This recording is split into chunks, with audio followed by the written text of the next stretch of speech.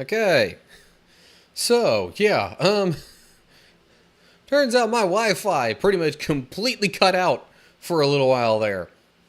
So yeah, that would kind of explain why the stream was dropping tons of frames and OBS had to like keep disconnecting and reconnecting and doing all sorts of stuff like that.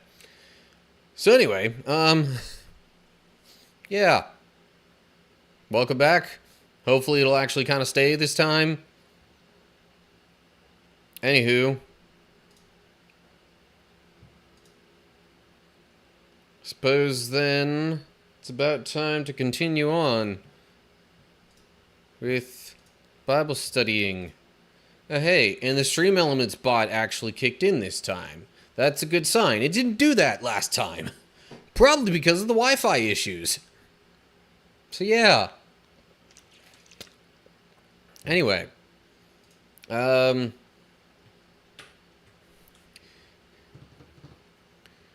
apologies as well, you all have basically missed the entirety of me breaking down, reading through, analyzing, giving my thoughts on chapter 9 of Deuteronomy.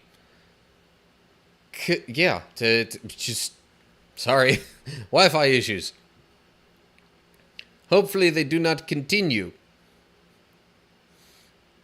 If they do, I mean, worst case scenario is that I just won't really be able to stream today.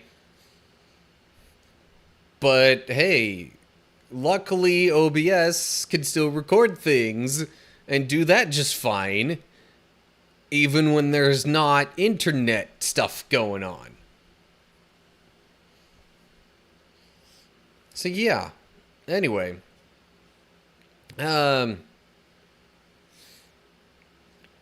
I think I might give the basic rundown of Chapter 9 as I sort of intro Chapter 10 and give the context for that. So, yeah.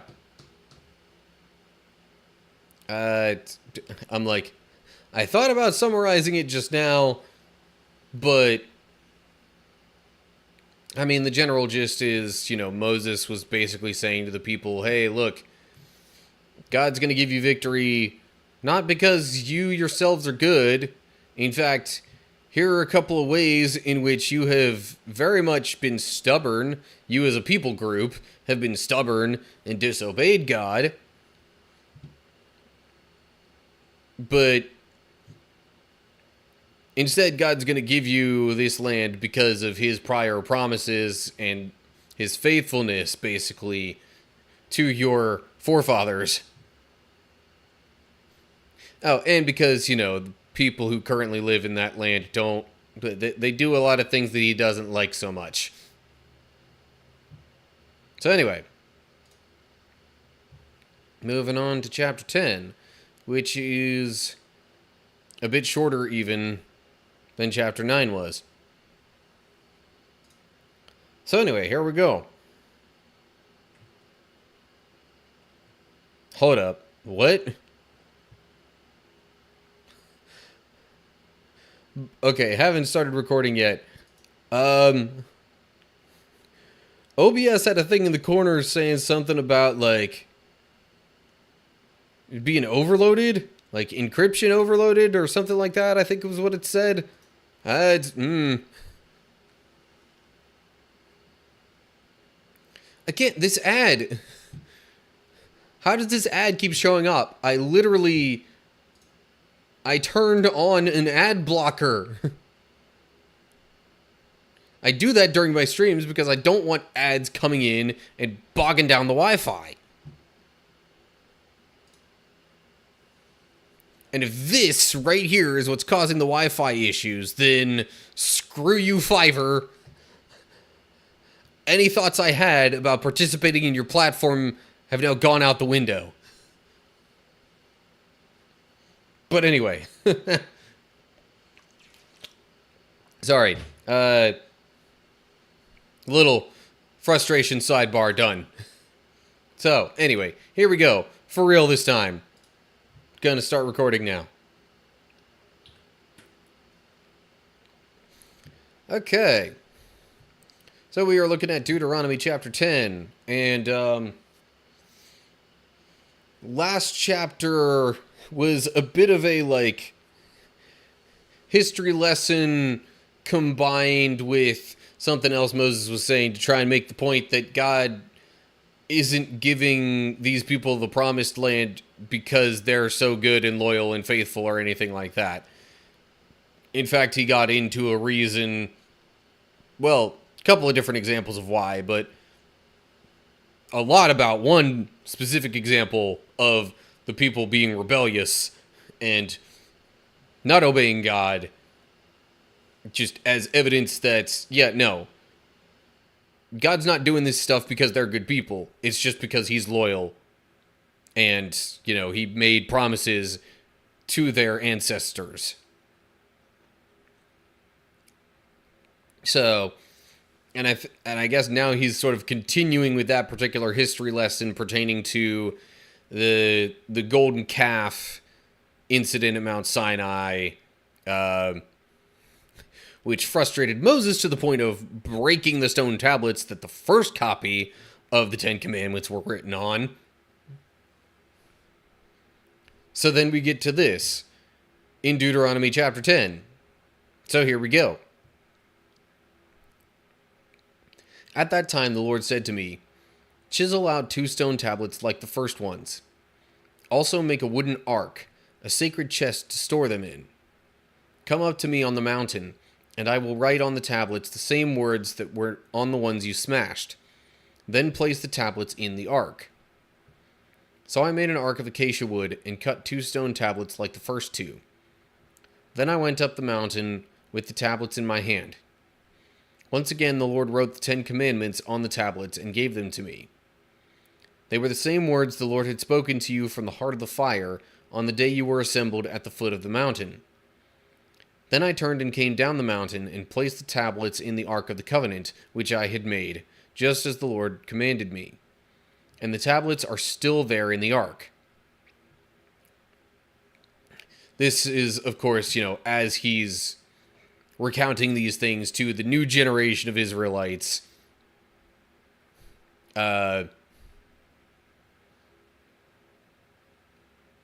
So, yeah, even at that point, I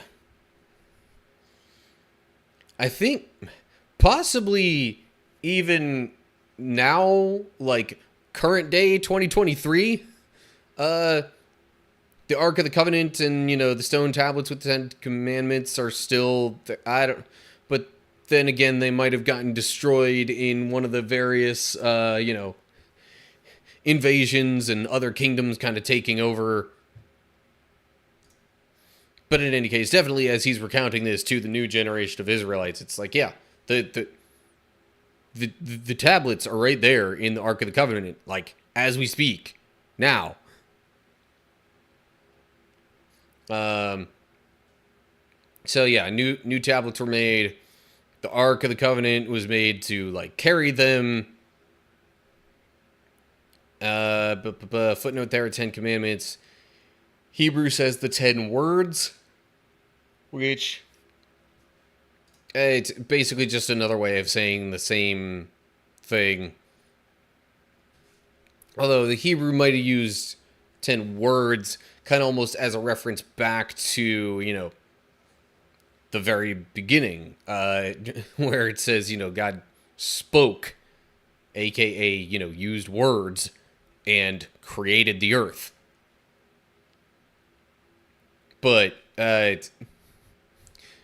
that may or may not actually be a reference that was intentional there.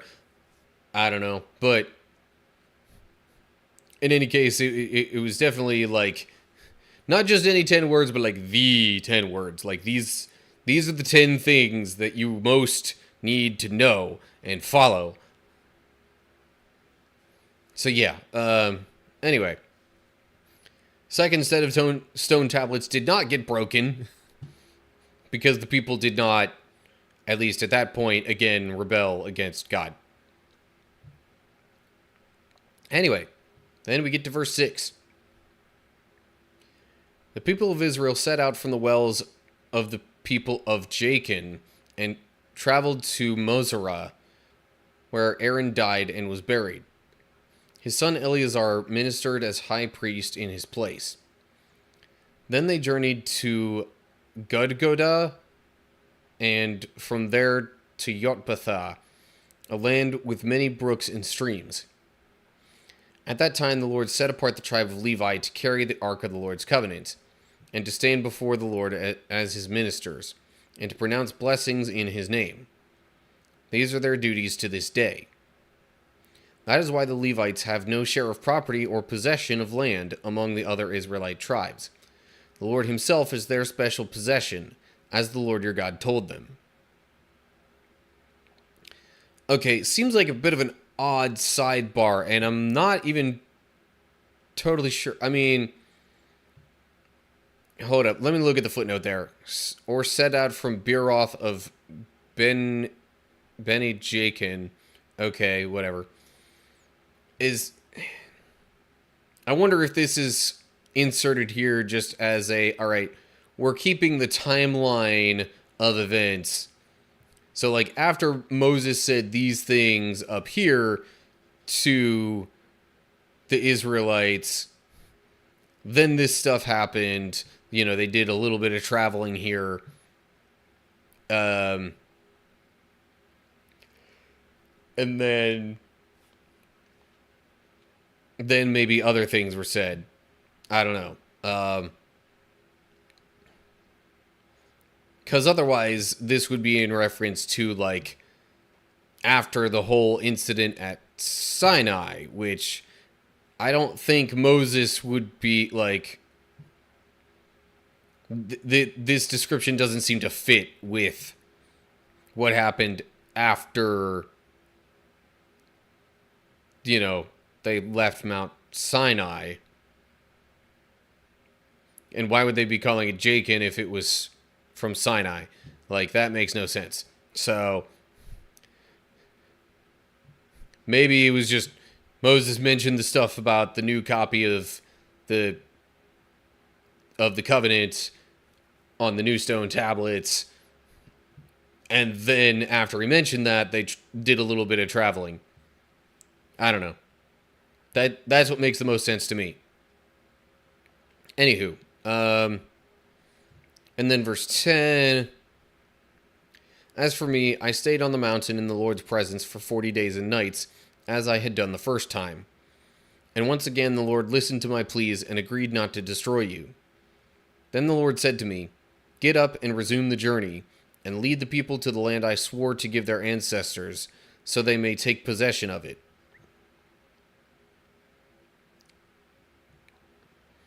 See, like, if they had done some traveling, but then Moses still wanted to kind of wrap up the thought of, like, oh, yeah,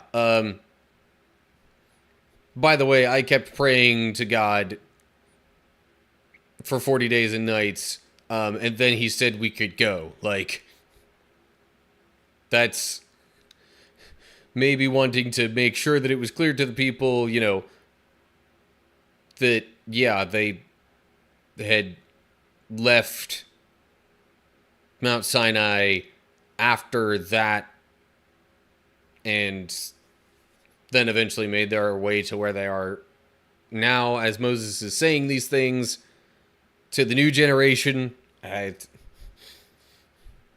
don't know. It's a little bit odd, the sequence of events there. But also, like, could be an example of, you know, that God had been leading them through the pillar of cloud by day, fire by night, or whatever, and whenever God told them to move, they moved, no matter what else was going on. But anyway, okay. So, recounting of Sinai events done. And now we get to further words of Moses to the people in verse 12. And now, Israel, what does the Lord your God require of you? He requires only that you fear the Lord your God and live in a way that pleases him, and love him and serve him with all your heart and soul. And you must always obey the Lord's commands and decrees that I am giving you today for your own good. Look, the highest heavens and the earth and everything in it all belong to the Lord your God. Yet the Lord chose your ancestors as the objects of his love, and he chose you, their descendants, above all other nations, as is evident today. Therefore, change your hearts and stop being stubborn. Because he had previously said, well, yeah, you all as a people group have been stubborn. So don't think that it's because you're faithful that God's giving you this promised land. But even after, Moses talks about all that rebellion, he's pretty much just trying to remind them and give further encouragement, like, okay, but just follow God. Believe in him. Follow his commands. You don't have to be stubborn like this. You could just follow God. That's all he really asks of you, is to just be loyal to him and obey his commands. Which, sounds so much simpler that way than breaking it down into a list of all the commands. Footnote there at hearts. Hebrews says, circumcise the foreskin of your hearts, which gets more into the circumcision aspect of the covenant that Abraham made with God, or that God made with Abraham, that Abraham and God made way back when. But this is more like, okay, make sure that your hearts are physically, prepared and willing and ready to follow God. Like the physical stuff, while that's all well and good, that's not the most important thing. The important thing is that your hearts have this attitude of following God and keeping the covenant. Which is why we later get into stuff in the New Testament talking about how it was faith that was the most important thing. That was why God chose Abraham and why that covenant was kept and all that kind of stuff. Not just because he did the physical things that were demanded of him, but because of the willingness and his heart as well. But anyway. All right. Then we get to verse 17. For the Lord your God is the God of gods and Lord of lords. He is the great God, the mighty and awesome God, who shows no partiality and cannot be bribed. He ensures that orphans and widows receive justice. He shows love to the foreigners living among you and gives them food and clothing. So you too must show love to foreigners, for you yourselves were once foreigners in the lands of Egypt. You must fear the Lord your God and worship him and cling to him. Your oaths must be in his name alone. He alone is your God, the only one who is worthy of your praise, and the one who has done these mighty miracles that you have seen with your own eyes. When your ancestors went down into Egypt, there were only 70 of them. But now the Lord your God has made you as numerous as the stars in the sky.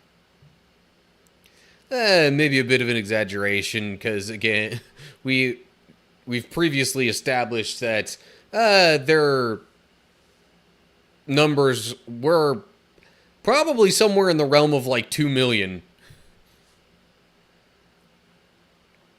But it's still absolutely massive compared to 70.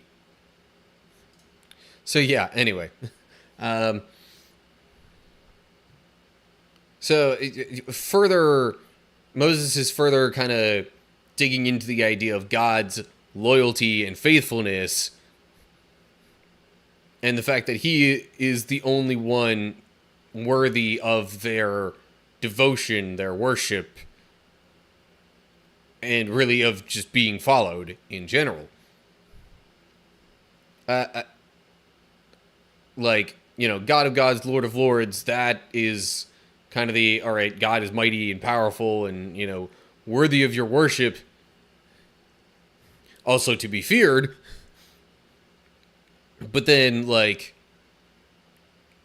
where it says he shows no partiality and cannot be bribed is more, an attribution of the loyalty of God. Also that he cares about justice and,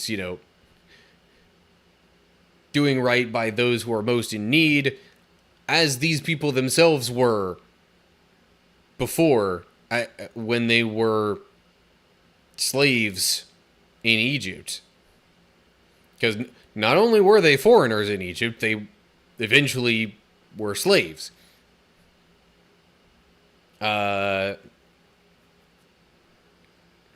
So, because God delivered them out of Egypt, God expects, extra compassion to foreigners living among them, as well as others who are in need. Anyway, yeah. Don't really have too much else to say on that chapter there, so I guess that's going to do it for Deuteronomy 10. And once again, OBS is having issues with dropping frames. But it's not showing me that the Wi-Fi has completely cut out again. So maybe I'll give it a little bit. And, see if OBS rights itself and kind of hangs on. Or if the Wi-Fi is going to just go out completely again.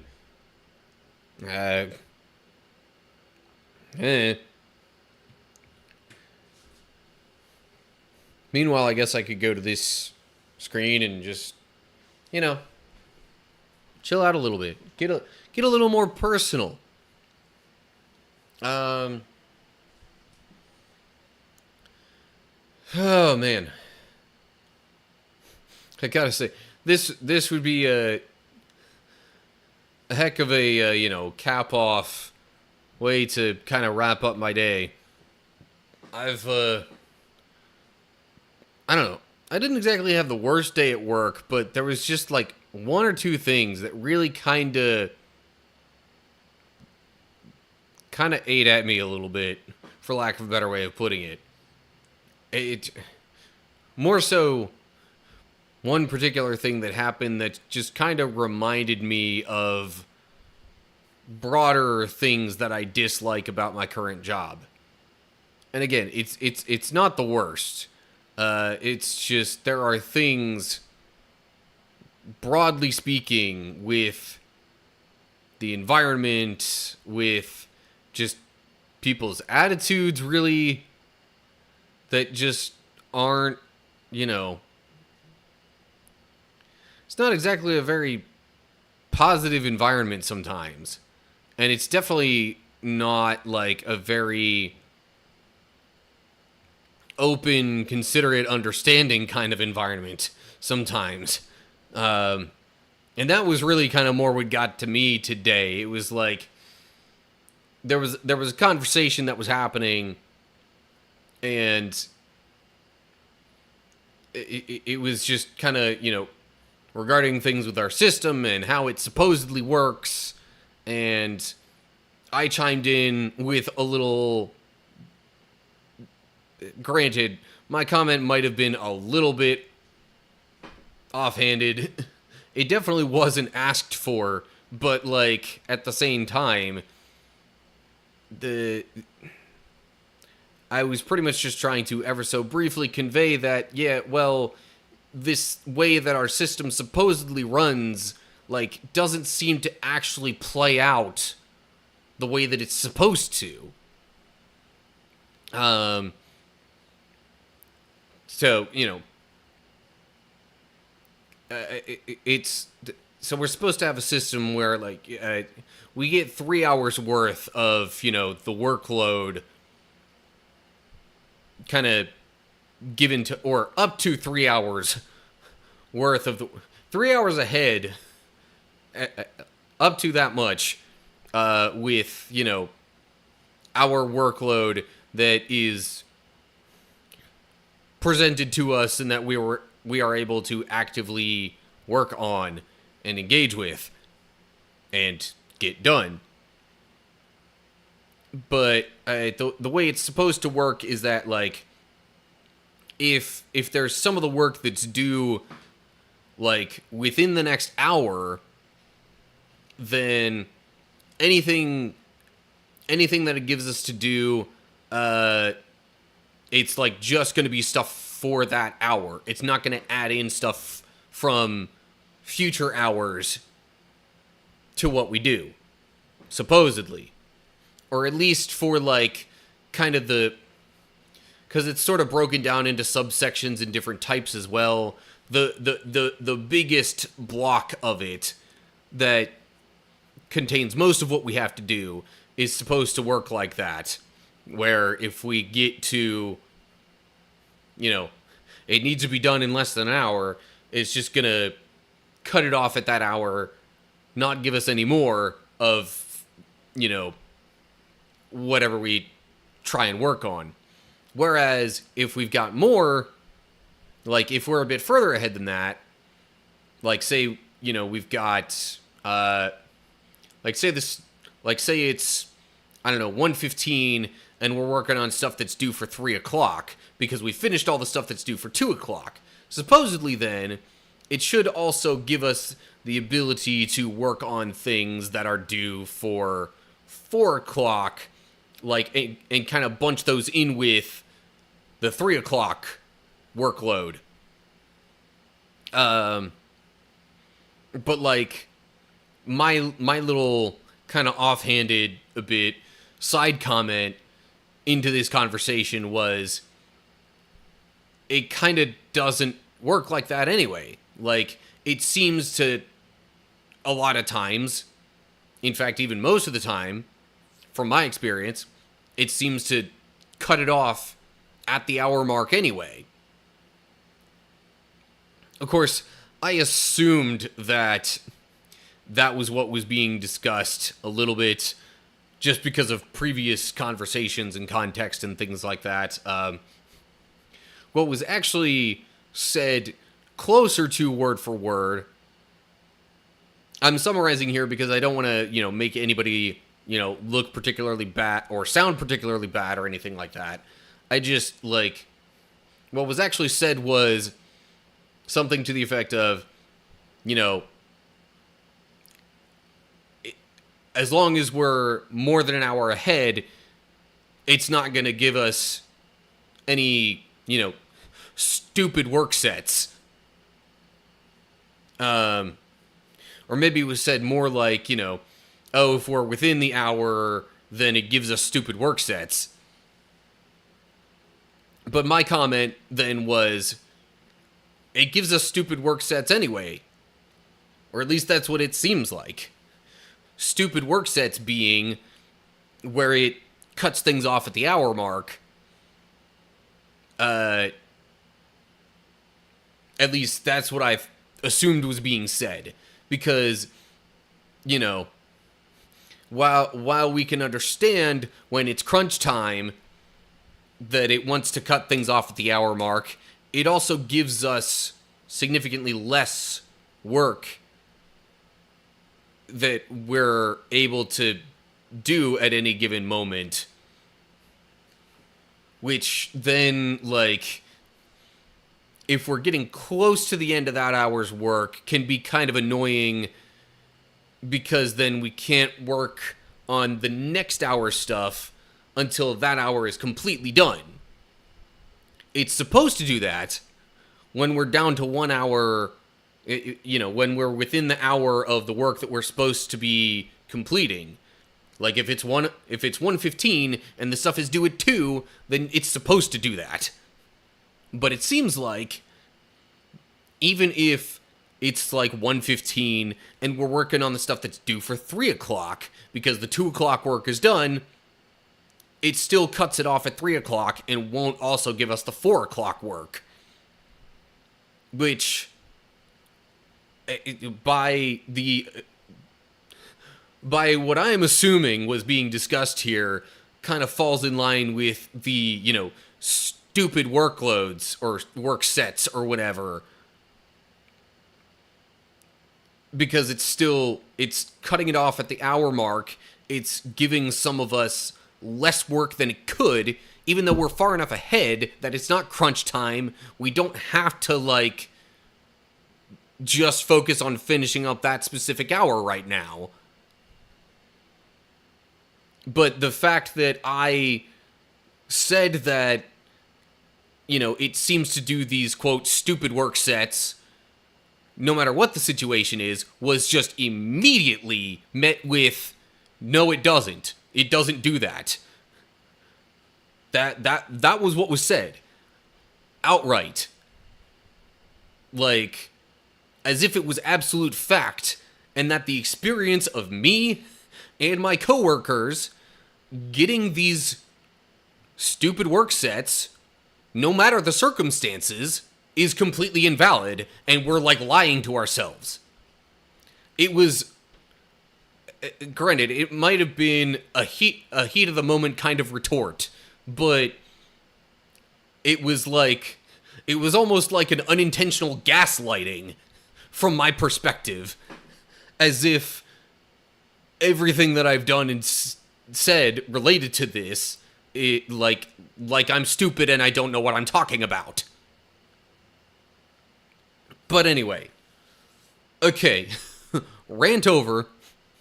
That's what was kind of bugging me, especially at the end of my work shift today, because it happened near the end of my work shift that this conversation happened. But, yeah, just stupid, annoying stuff, and having stream issues is just all sorts of a fun little cherry on top of that. But anywho, okay, enough ranting. It seems like OBS has kind of maybe sort of settled down. I'm gonna try transitioning over to some video game stuff, and we'll see how things work. I do need just a minute to get that set up, though. So I'll be back in a sec, or a minute, more accurately.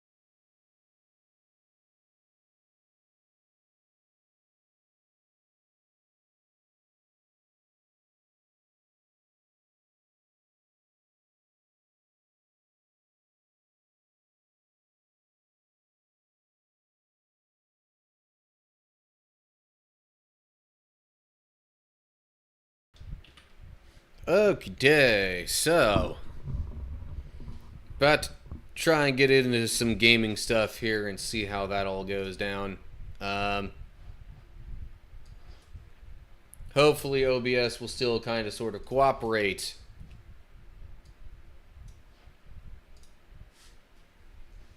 Yeah, man.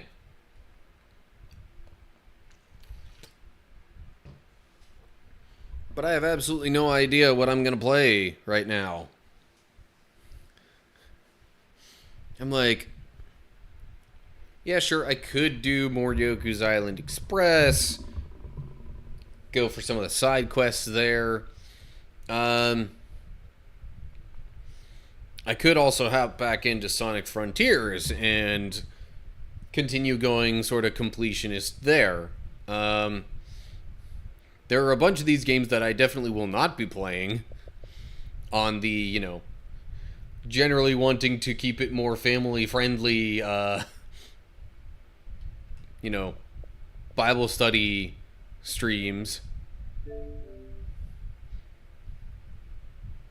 There are some of these other games that I would like to eventually get into.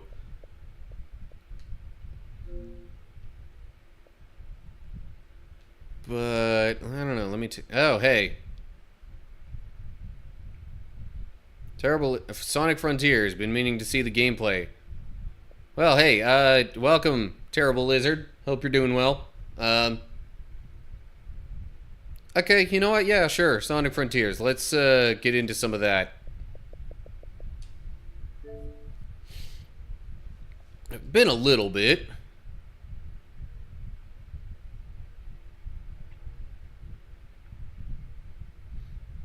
Oh. Even got a suggestion from the Kick chat of playing something called Yanko plugged in. I don't... That's not ringing a bell, so and I'm pretty sure I don't have that game, so... I will not be doing that. It might be something to look into.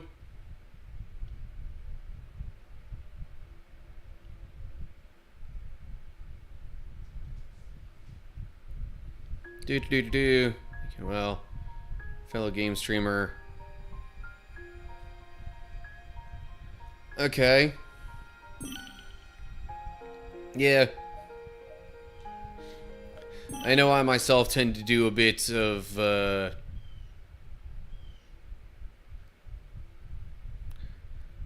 Sorry, in response to Terrible Lizard here. I should specify now that I have more than one chat going on. So yeah, Terrible Lizard, I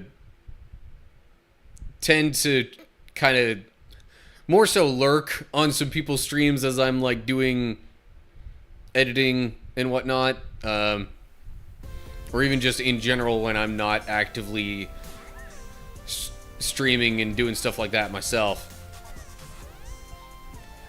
So this was like kind of a Sonic birthday update thing that they added pretty recently to the game, just with the costumes and all the like colorful decorative stuff. It doesn't always look like this.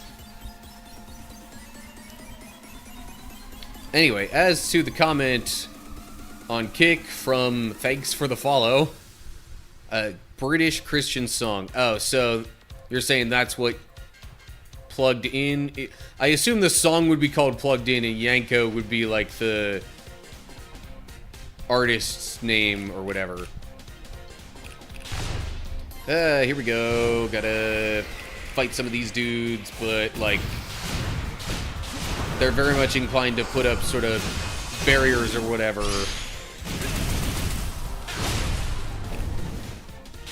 Like that.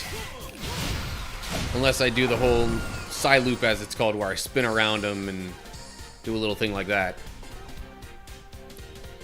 Yeah, so Sonic Frontiers is an open world game. Let me pull up the map here. Yeah. Here's the map of this area. This is one of... hold up. So yeah, this is one of 1, 2, 3, 4, 5 main areas in the game. Each one kind of having an open map layout like this. You've got different sort of... I mean, you've got all sorts of different things that you can do in each area. Some of which are, important to the main mission. Others are not, as is typical with an open world game. for the most part, the main thing that you're trying to do, let's see if I can find, let's try and focus on that for a second. Where is that marker that I just put? Okay. Well, maybe not that one right there, but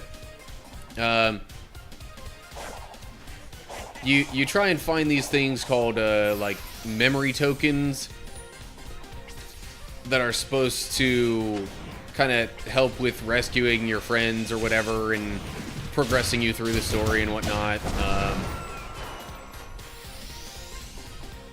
The ones for this area actually look like that medal that I just picked up from the enemy. So, like, you'll collect certain amounts of those, and those will unlock certain dialogue scenes with, you know, the other characters. Fun hidden things that reward exploration. Depends a little bit on what you mean, but, like, some of the things you get from exploring are actually finding little dudes kind of like these ones that just popped up next to me here. So if you follow those and then... Sorry, if you find those and turn those into certain characters in the game, then, you know, you can get stat boosts, whether it's to, like, your speed or attack or whatever. And there's other, like, kind of some additional, not directly story-related dialogue bits that you can have with the other characters, too.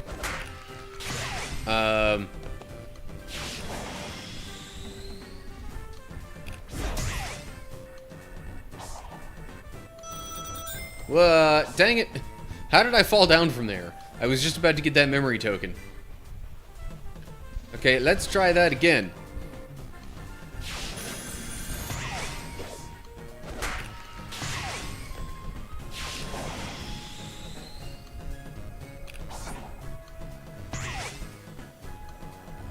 Okay.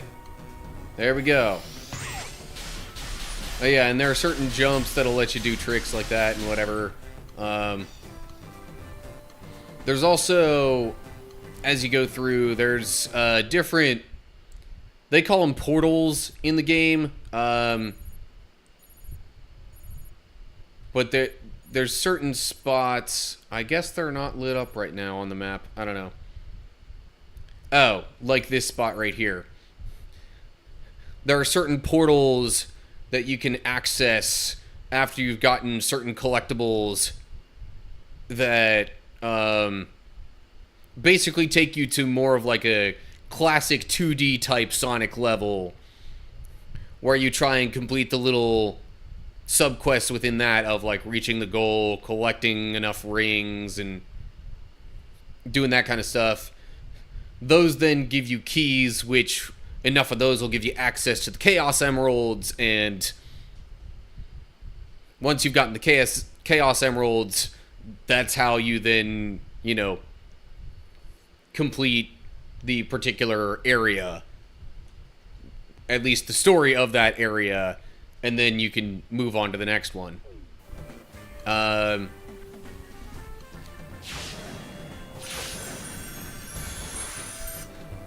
I honestly, maybe I should turn up my TV a little bit or something.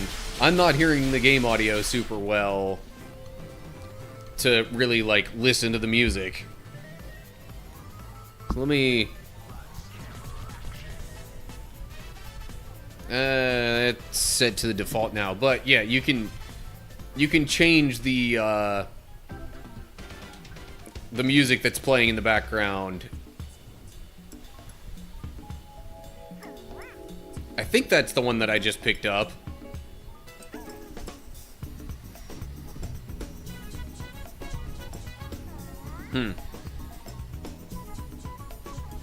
And I think a lot of these are going to be like, a lot of the music is going to be sort of like a remix or whatever of some of the originals from other games. There's a couple of songs that are also just straight up new to this game. Anyway. Alright, I get myself just completely lost if I don't, like, set a marker for what I want to go to. A recent update to this game has added some extra challenges in the form of these things, which... it's sort of like a score time attack sort of thing.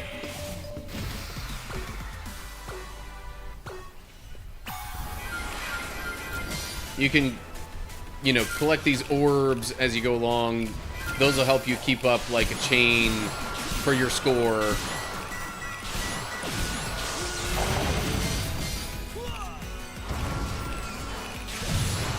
But ultimately the point is building up your score and getting that high enough within the allotted time.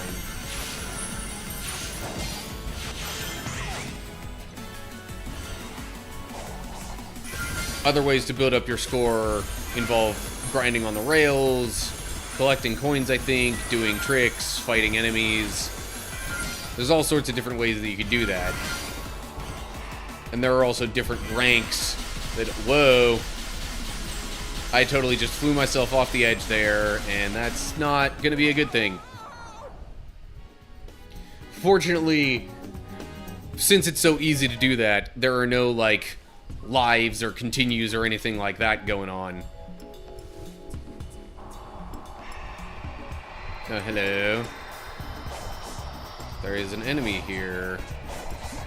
I thought I was maybe supposed to grind on that trail that it left, but maybe not. Oh yeah, I can, okay.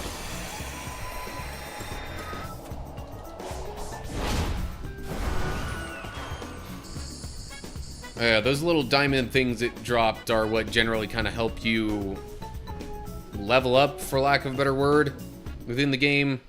And that's what allows you to unlock these different skills and stuff as you progress.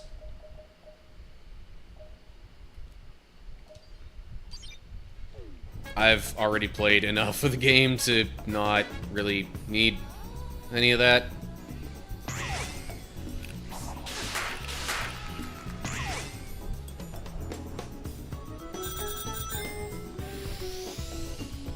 Yeah, like... I know some people were a little skeptical of the idea of open world Sonic. But I think they honestly pulled it off pretty well. And, like, the story isn't too bad either. Alright, yeah, also with the new update, they added some extra, like... That's not the way I want to go.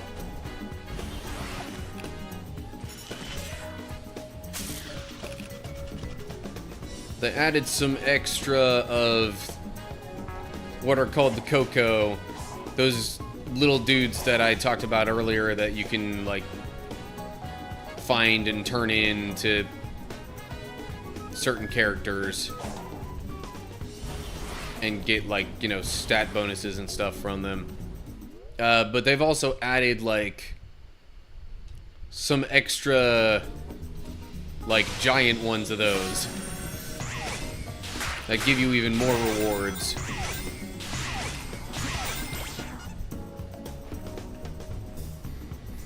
Oh, so it's like...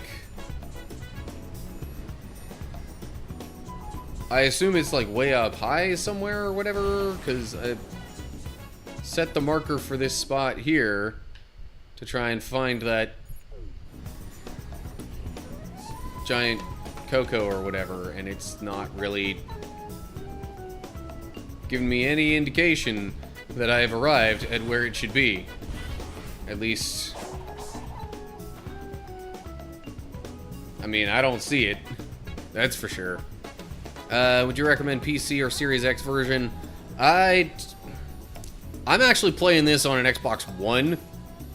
I would say it's a pretty safe bet that running it on a Series X would make it run even better.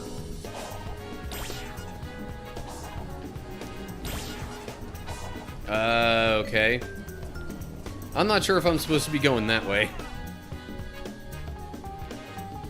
Yeah, I haven't really looked into how the PC version might run.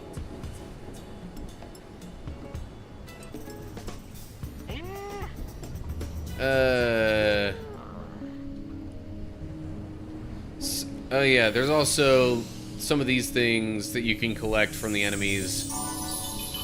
Those actually increase your attack and defense, which mostly just make the enemies easier throughout the game.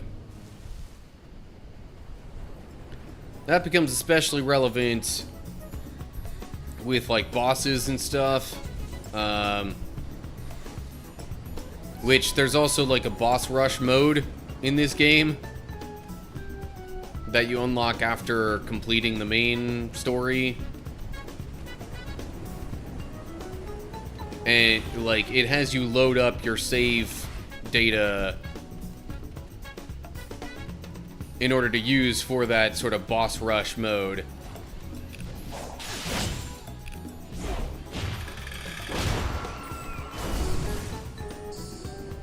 So obviously then having higher attack power would help you get through those bosses quicker.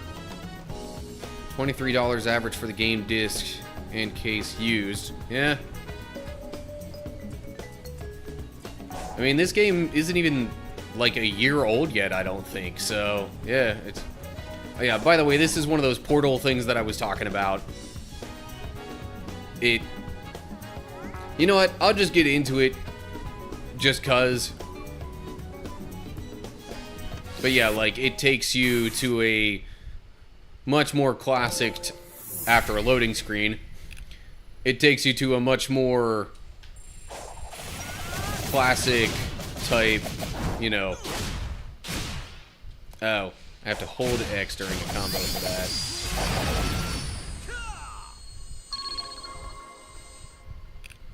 Sorry, it gives you this stuff as like your loading screens that also let you practice some of the moves and whatnot within the game. You know, in case you want to go all like, you know, Elite Pro skill route and do all that stuff yourself, and not just use the built-in like auto combo feature that the game has.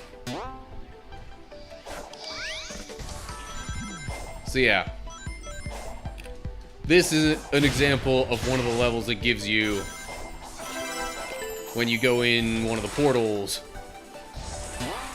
Very classic 2D Sonic style.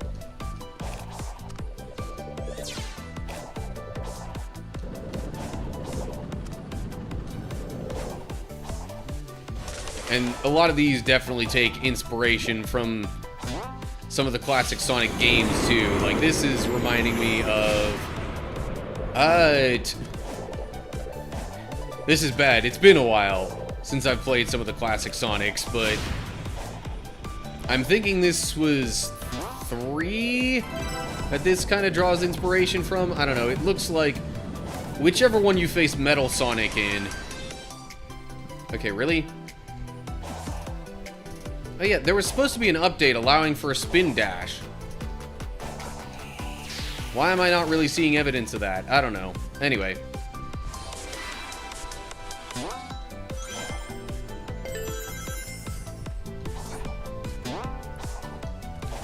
And I'm not really worrying too much about trying to complete this really quickly, because I've already done all that kind of stuff with trying to complete it quickly and getting all the bonus side mission things completed. Well, shoot.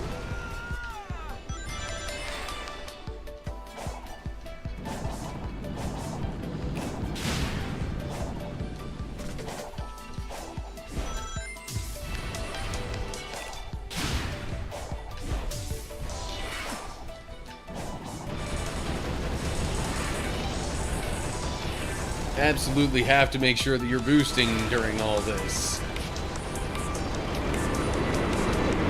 Otherwise, the ground will fall out from under you.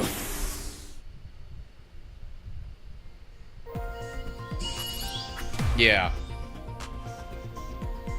Unsurprisingly, I did not complete that very quickly. But anyway, so then you... I mean, ideally, especially if you want to, like, go completionist on this, you want to try and get all those side missions.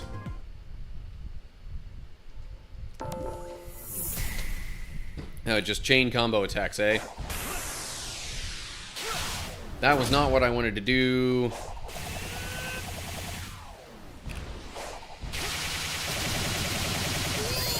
That right there gets the combo up really quickly.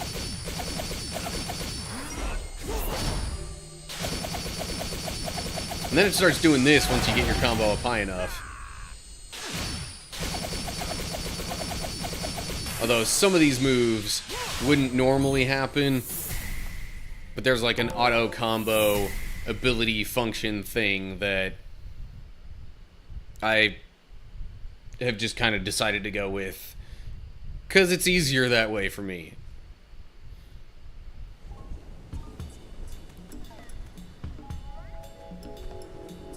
Back to the open world part. Wonder how the Switch version is. I can't say for... I mean, I have not heard anything overly negative about any particular version of this game.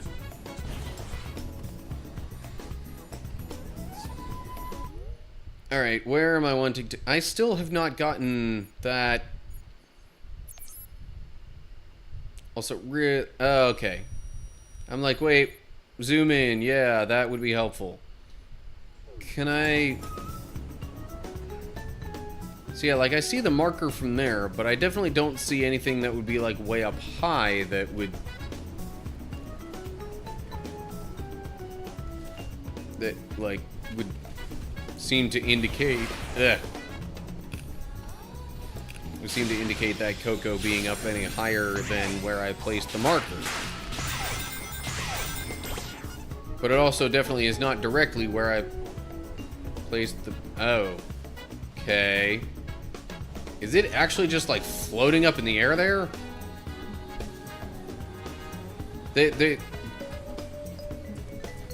I will say I know the devs did intentionally design this to be, you know, challenging to get these things. Oh, hey. Memory token. Yippee.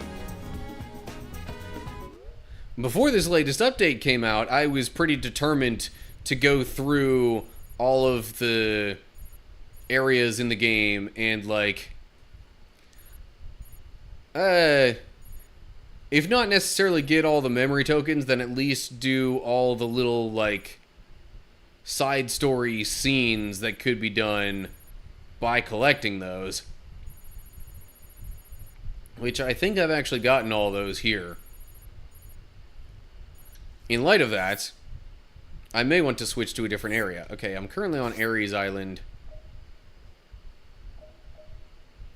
Kronos Island, I think, is the opening one.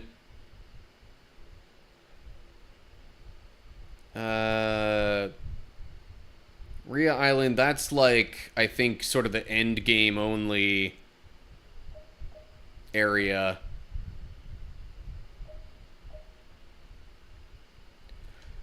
Might go to Chaos Island here and see. Oh, you know what? I just realized now it actually has trackers for all the different things that you can do in each island. Interesting.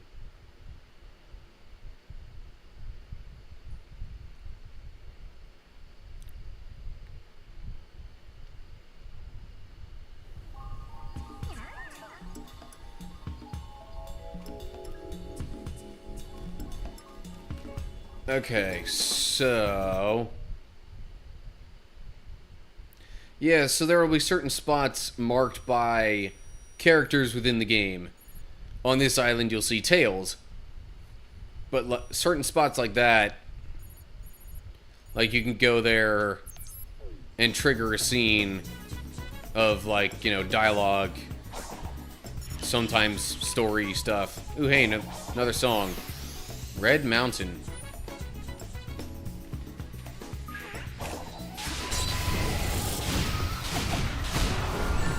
Dang it.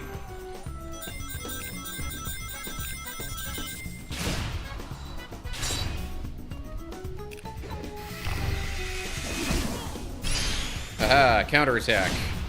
Because I've unlocked that ability within this game. Oh. Did not complete the side loop. There we go.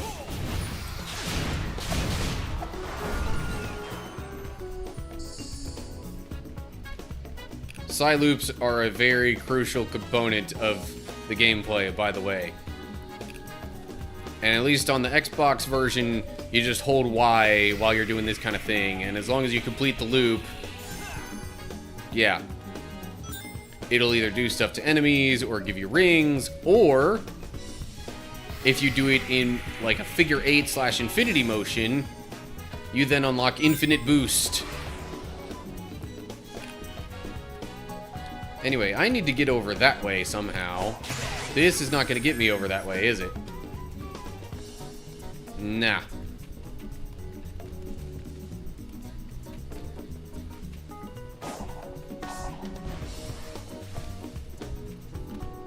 Okay.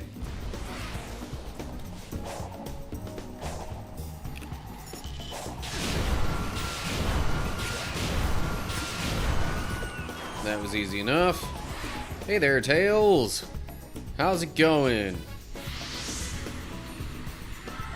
Does a little scene like that where you are basically using the memory token, so to speak.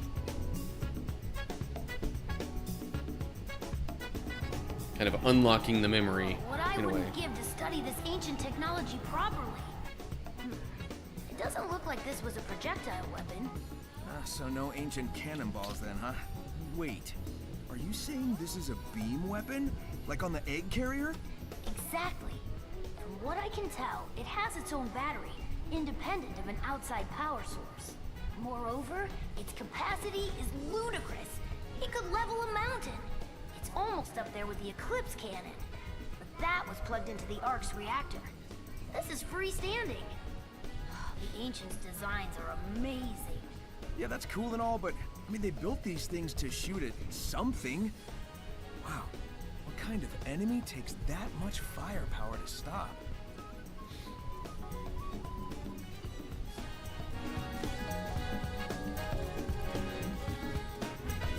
Okay.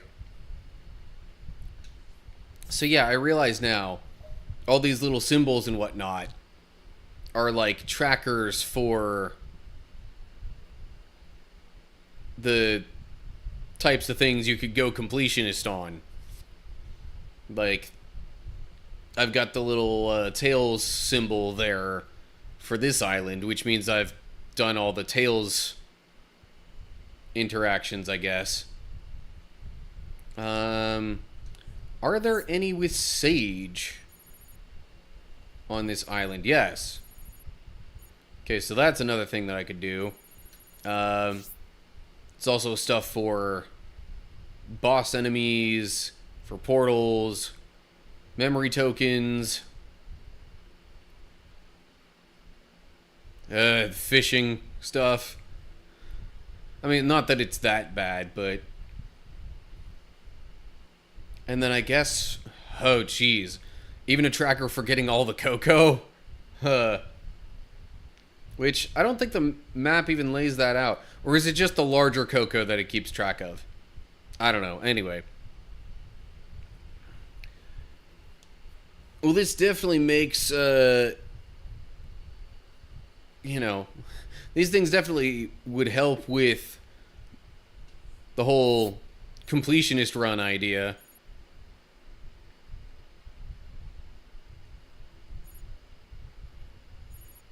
Yeah, and then those challenges. Which... Oh, man. Sorry. These challenges here can be, well, quite challenging. Alright, so I'm going to try and work my way over there next, I think.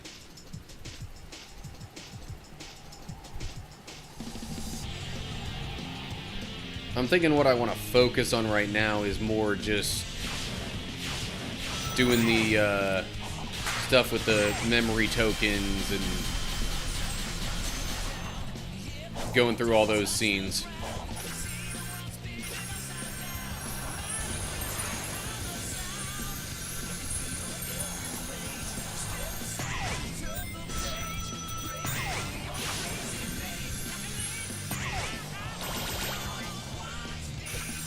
I am not getting any closer to where I want to go, am I?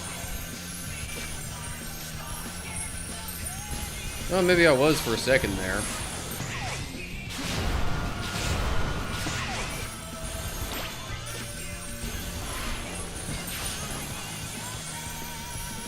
Yeah, and believe it or not, all these rails and things like that, well, okay, so they're not quite a fast travel system. There is actually a legit fast travel system in this game. But, like, you have to do a whole lot more to unlock that. Okay, now where am I relative to my... I've completely passed up my marker. Okay, let's go down to this one, then.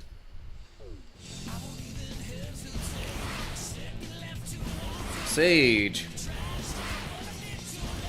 Where are you at? Hello.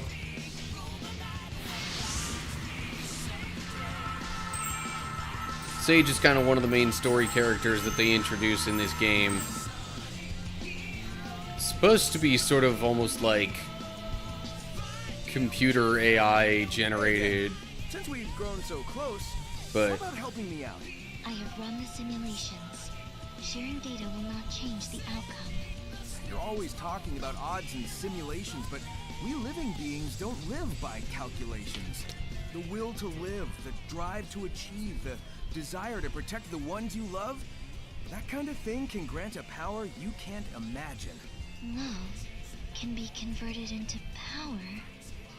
Do you have any data to back this proposed conversion? Nope. That's what makes it miraculous. But if you really need proof, I'll whip you up a miracle by the end of all this. You'll see.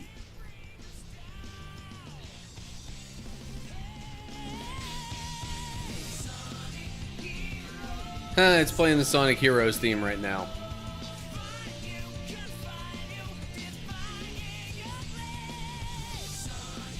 Anyway, I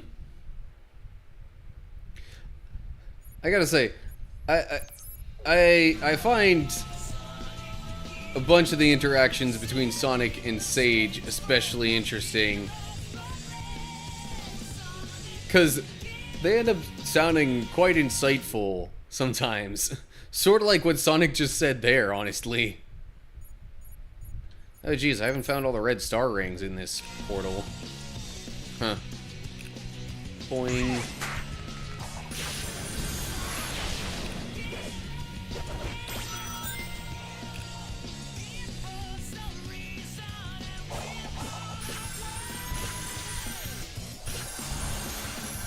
I don't think this is actually going to get me any closer now.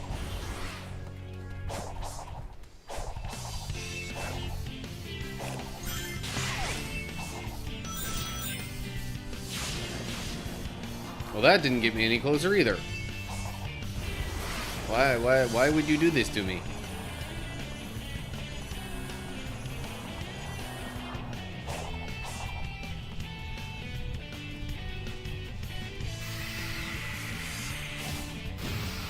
Ooh, hello. Memory fragment, or tokens, whatever. I need to turn around to get to that portal. Yeah, there we go. So I just need to find all the red star rings. Good.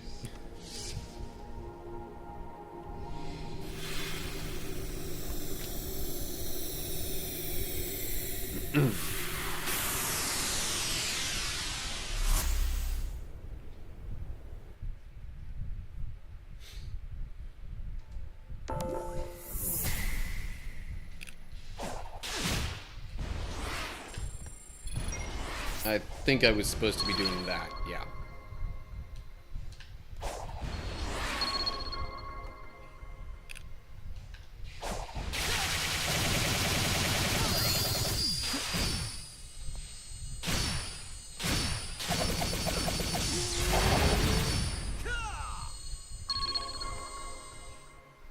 Anywho.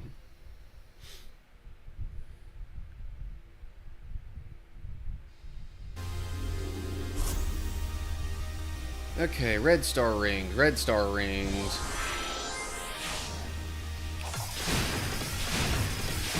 So the one I'm missing is the first one, which means I really want to put some extra effort into looking around early on.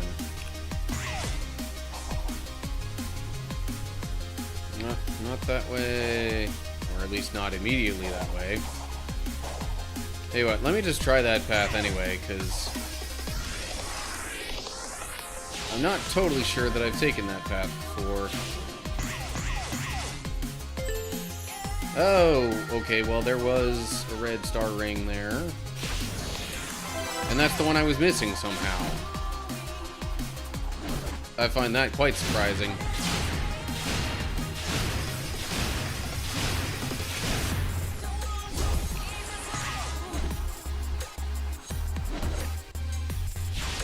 Okay, I would like some rings, please.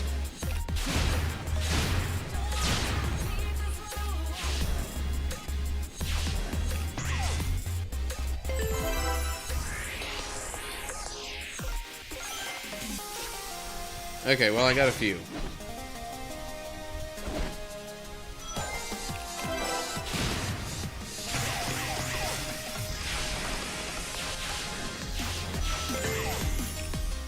Hello. Okay, there we go.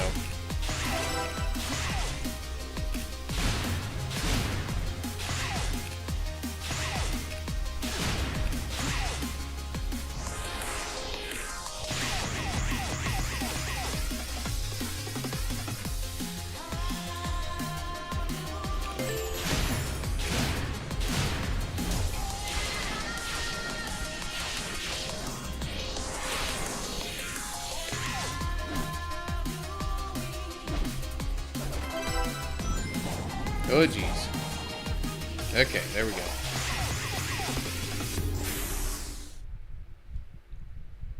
Yeah, that one definitely looked like it was Green Hill Zone inspired.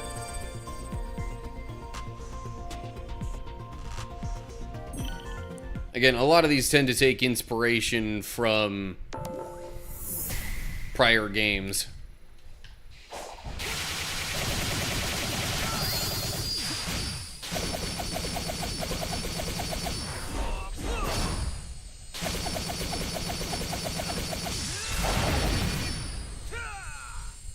Okay, loading completed.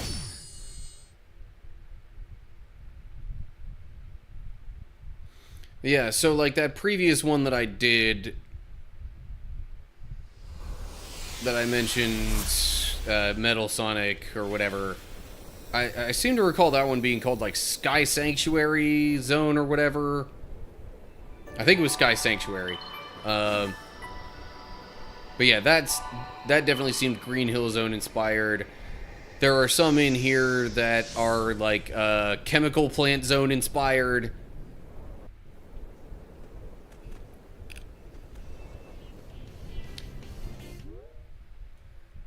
So yeah, the devs really went with like, hey, let's have this take inspiration from like all the Sonics. Or at least as many as they reasonably could.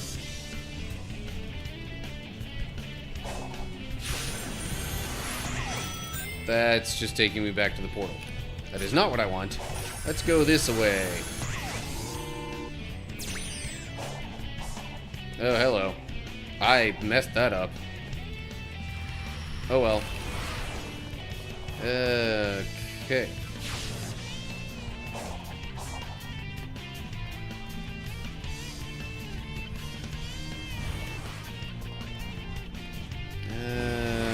Where is it? There we go. Sage. What say you? Or what say I to you? Coming up on the last Titan. Care to bet who'll be the winner this time? Recalculating. Your odds of victory have improved from impossible to highly improbable. Those are just the kind of odds I like to beat. So these were built by the ancients too, right? They're pretty powerful enemies. Did they manage to defeat the ancients' enemies? I can only hope their next victim is you. Yeah, so Sage is supposed to kind of be, I don't want to say definitely not a villain, but maybe somewhat of an antagonist throughout the game's story. Right up until the end when you get to the final boss and it's kind of like, you know, everybody's sort of got to team up to defeat the final boss.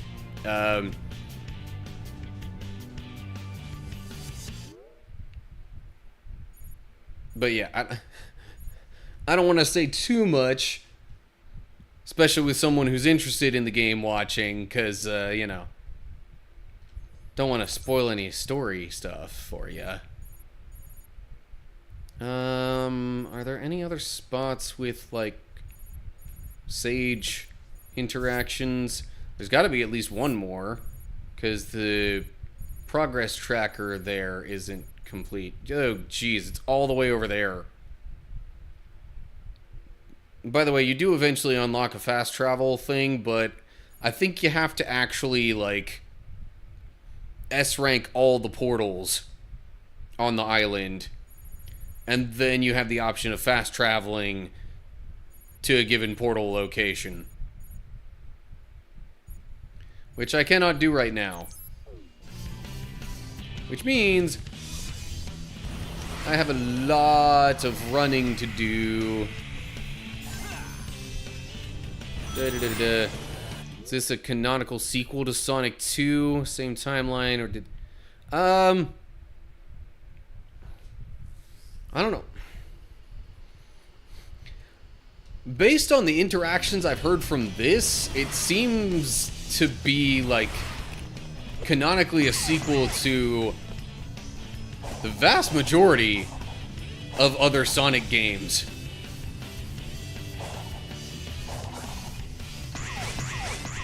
Like, I gotta be real with you, I'm not sure why you're specifically mentioning Sonic 2 when there's literally Sonics 3 and 4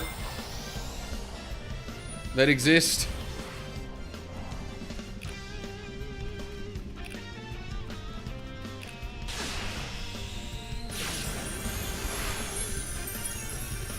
I was not trying to do that, but sure, why not?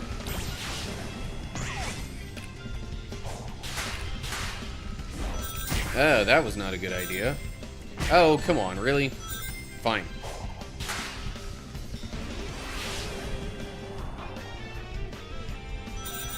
Okay. I mean, I can definitely understand being a fan of Sonic 2. Anyway, I need to go way the heck up there if I want to get that last interaction with Sage.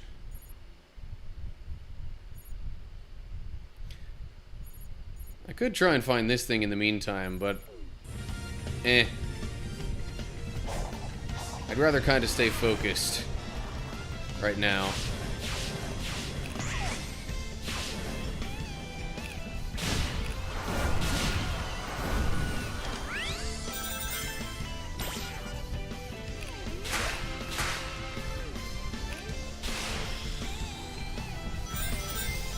Cool. Getting some memory tokens along the way. I like it. Now comes the challenge. Well, I don't necessarily need to cross there, come to think of it. I could just go around this way. That takes me this way, like to where I already am. I could try and ace this portal along the way, but I don't want to get sidetracked too much.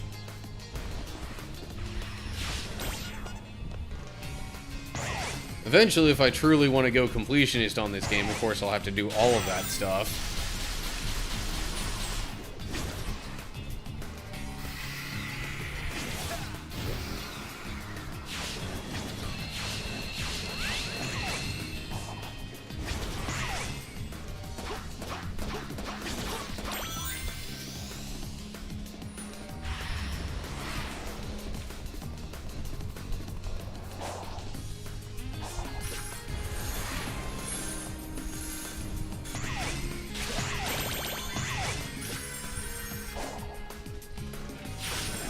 Yeah, as far as... I don't know. I'm not totally sure which Sonic game I would say is my favorite. Honestly, probably not one, though. Just because Sonic 1 didn't have the spin dash. And what's not to like about the spin dash?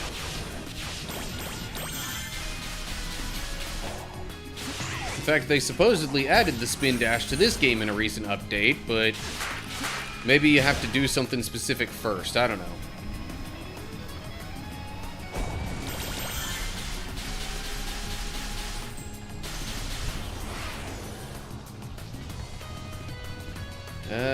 Okay, I'm still kind of headed the right way.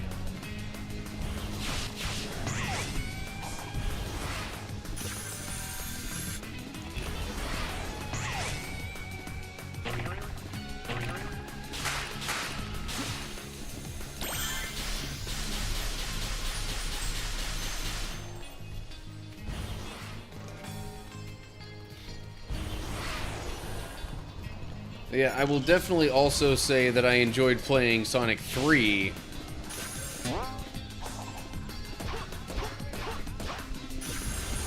Also Sonic and Knuckles. Really like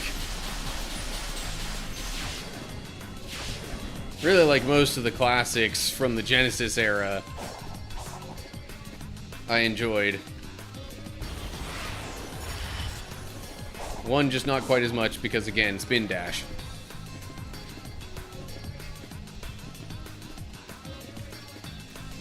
Does it really still register as me having enemies on my tail? I want to emulate Chaotix. Games.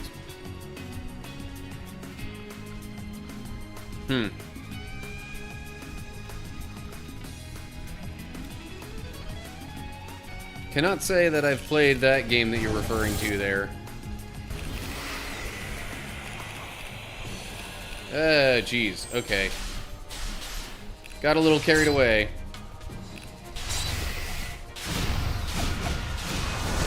Dang it. Ouch. No. Stop it. My rings. There we go. I have to, like... If I want to get that short Psy-loop on them to break their shields, I gotta practically hit Y as I'm dashing toward them. Sega 32X. Oh.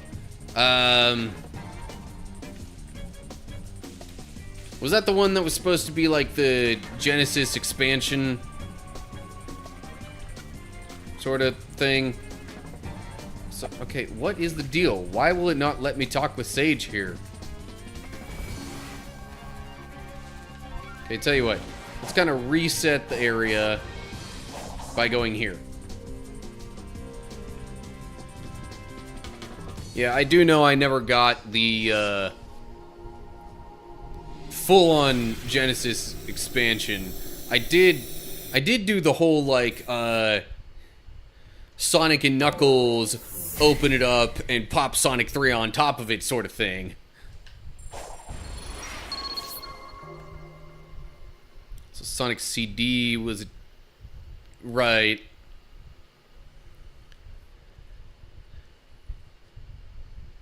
Oh, man. Now I'm having flashbacks to all the Sonic games that I played on the Genesis. There were a lot of them, actually. Come to think of it.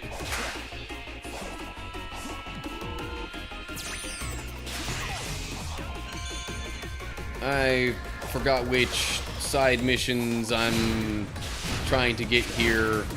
Probably, since I got all the red rings, and there's 2 that I have left to do. That probably means I'm supposed to complete it with enough regular coins and get an S rank time if I really want to get those missions. I highly doubt I'm getting an S rank time on this attempt.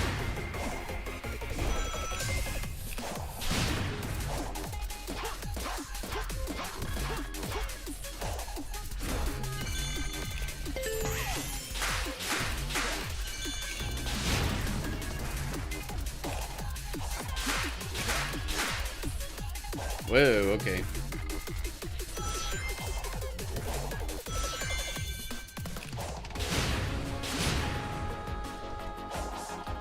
Sorry, real quick.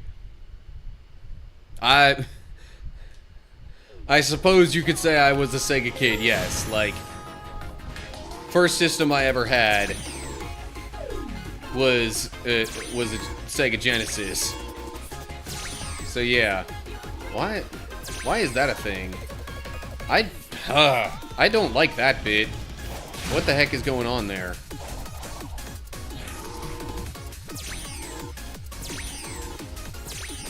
See, that just shoots me up, which does nothing for me. And that's even worse. Why is this a thing?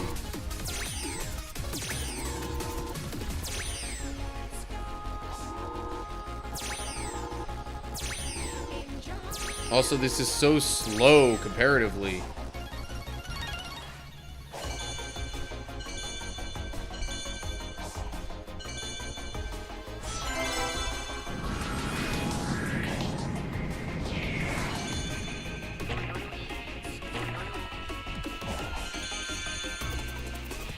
Yeah, definitely ain't no way I got an S rank time on this.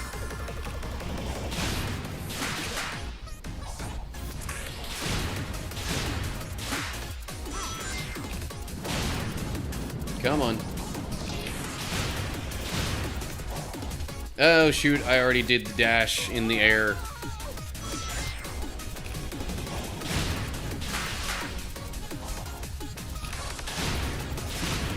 Or maybe I should say boost. There's a boost you can do with right trigger, and you can only use it once per time that you're in the air, though. Like, you have to touch the ground again if you want to use that boost again.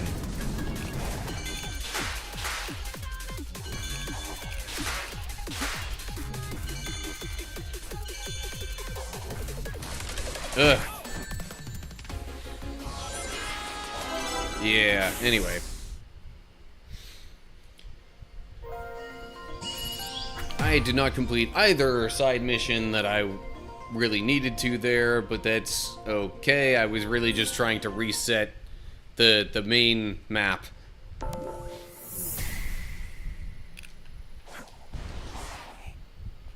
I'm sorry, what is it? Oh. I did that all kinds of wrong. So, boost, double jump, wall run, jump, homing attack. Wow.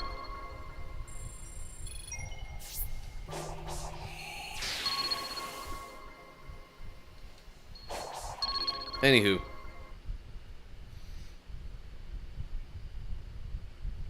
Yeah. See, now I'm trying to think through all the different Sonic games that I played on the Sega Genesis. I mean, there was, of course, Sonic 1, 2, 3. Also played Sonic and Knuckles.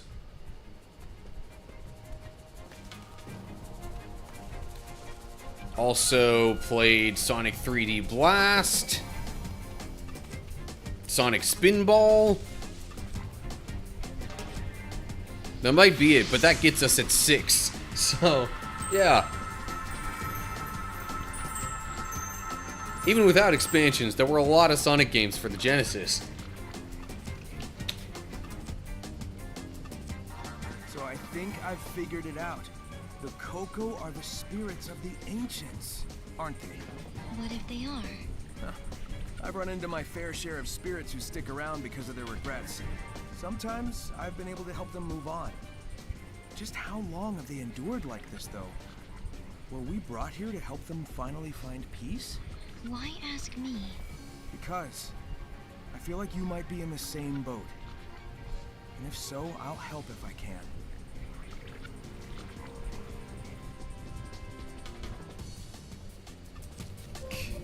Oh, there we go. Chaos Island Expert. Viewed all side stories.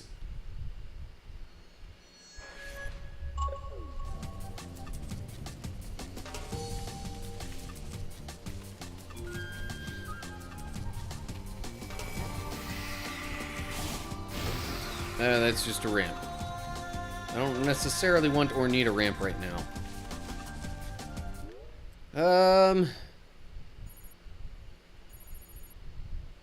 Oh, this guy. I need to talk to this guy.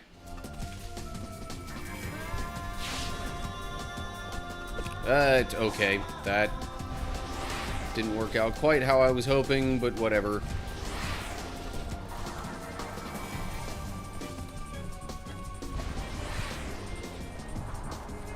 I'm going completely against the grain here, aren't I?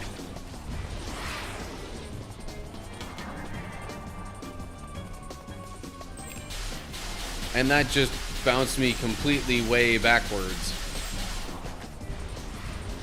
Pretty much all because I, like, ran into a slope.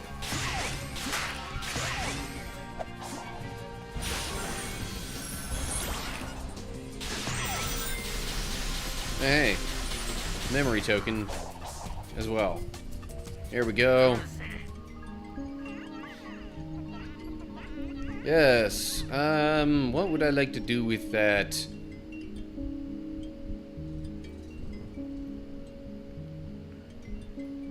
I don't know if I see much of a need to raise ring capacity all the time.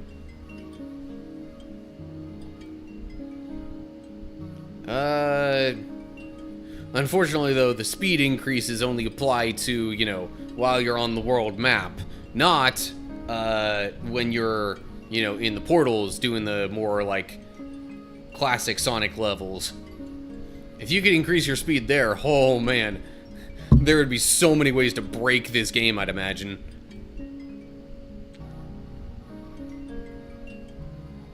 You know what? I don't know why I feel like raising the ring capacity, though.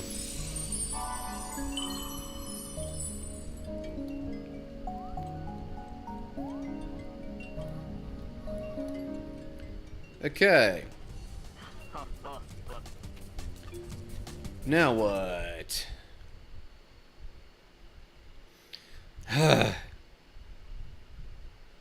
Stream issues again. Gotta love them.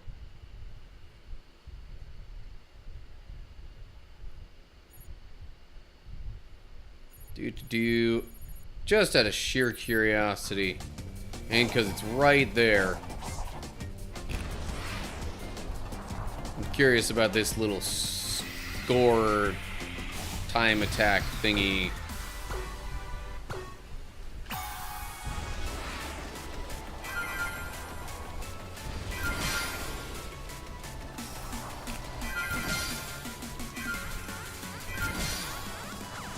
I don't know if just getting these is supposed to really be like the main way of increasing your score, but it definitely seems to help.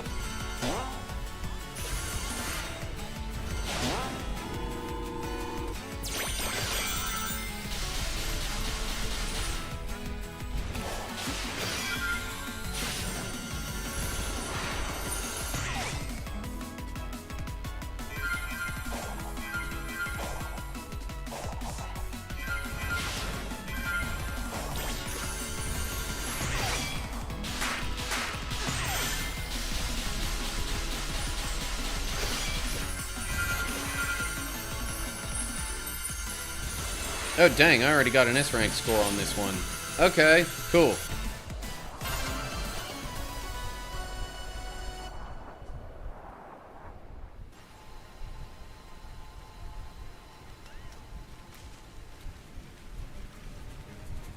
So, yeah, that's a thing.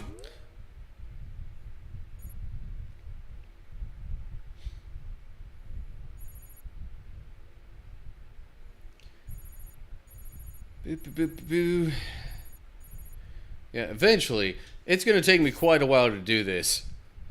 Especially with trying to collect all the cocoa. But eventually, I would like to basically go completionist on this game and get all of the stuff. Although... Okay, so first off, let me save.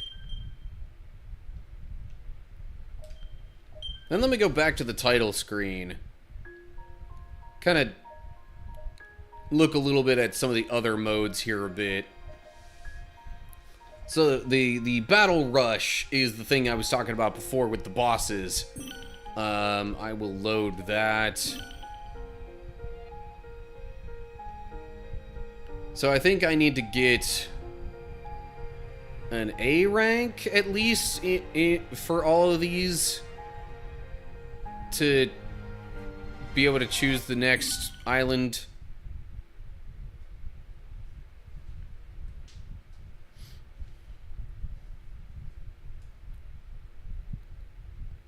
My attack's up above 70, so I'm hoping I at least stand a chance at this.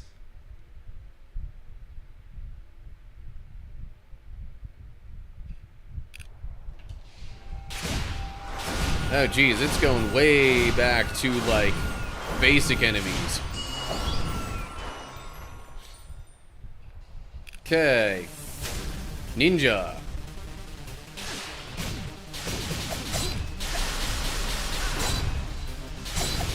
Okay. Phase 2 complete.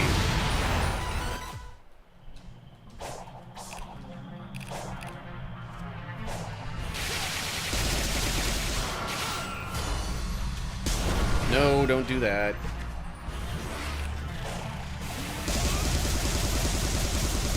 Okay. I don't know if that's the collective time or if that's supposed to be for, like, all of them.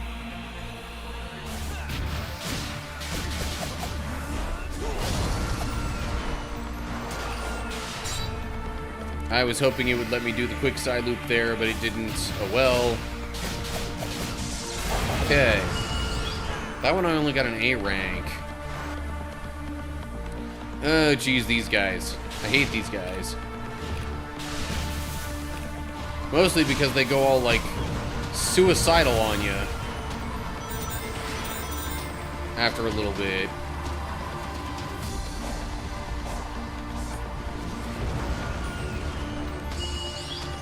Okay.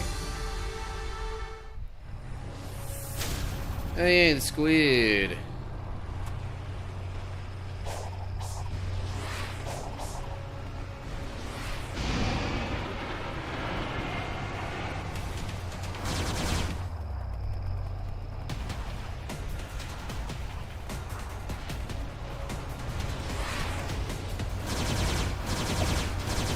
Dang it.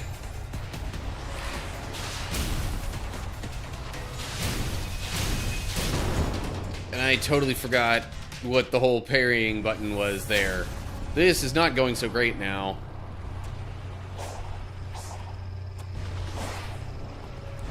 Also, maybe should have tried to go for, like, infinite boost or whatever.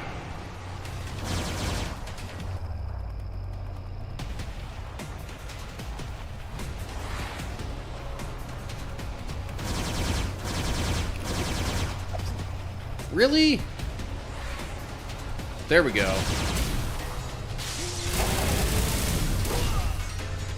Okay. Yeah. Or maybe a B rank is decent enough. What the? Okay. How did that not? There was barely any time in between for that. Great, now I gotta figure out where the heck I'm supposed to go to get back up.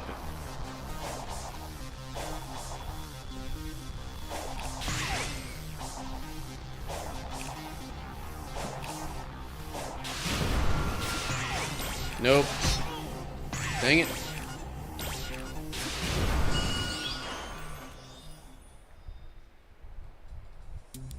Maybe I just need a C or higher.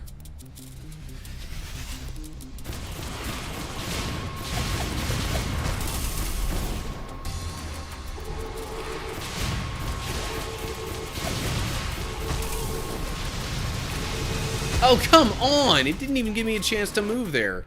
Also, like... Why did it... I would think it should kind of start me off with more rings than this for this battle.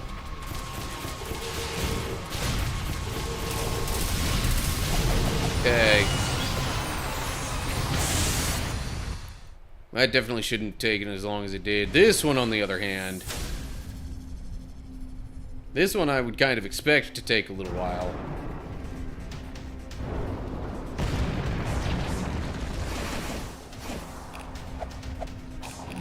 Just because of the process required for it.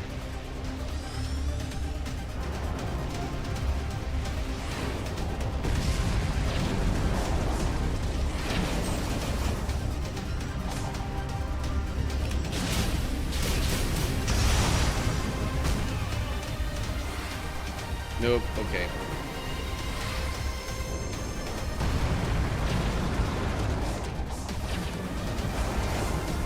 No. And that right there is why I expect this one to take a little while.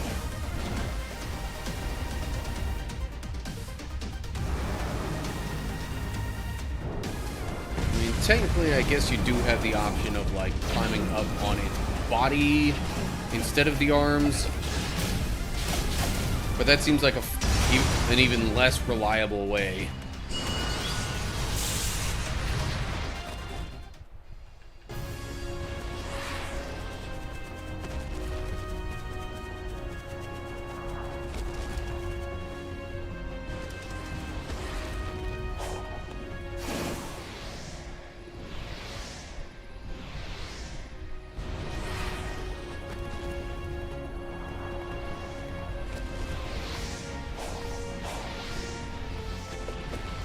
Right. Because this is like the final boss, and it did the whole, like, oh, you gotta get the last Chaos Emerald from on its head to...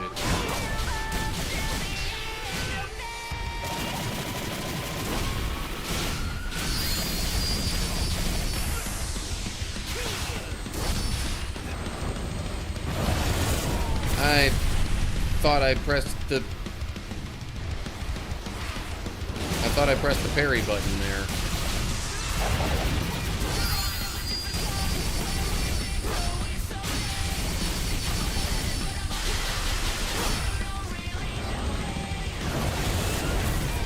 That was not at all what I was trying to do there.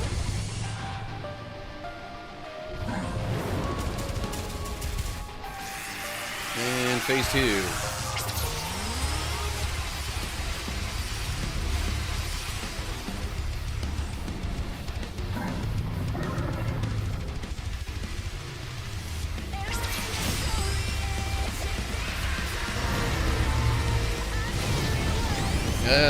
Okay.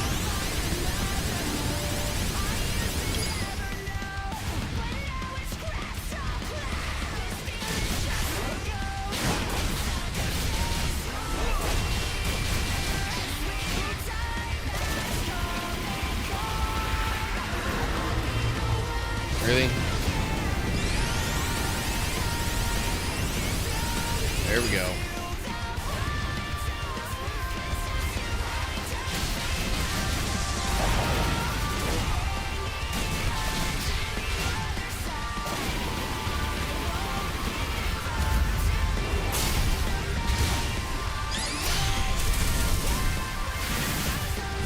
Oh, hello, okay.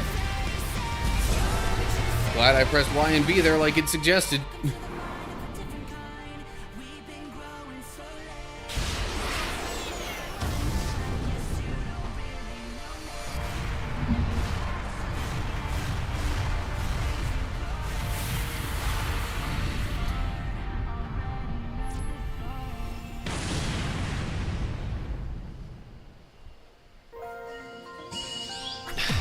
Still a D rank? How? Oh. Okay, so for the overall collection of them, I would need to do it in under 6.5 minutes.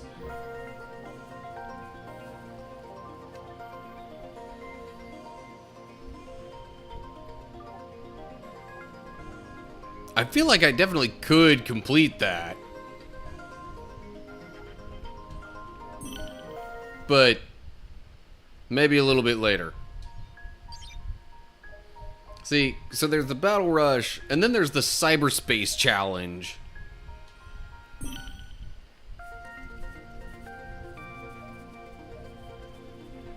which is basically doing all of the portal / classic levels within a certain island back to back to back to back.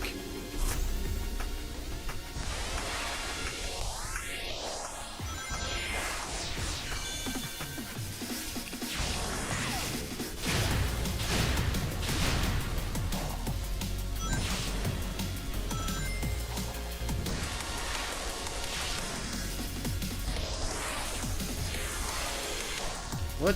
How did that? Okay.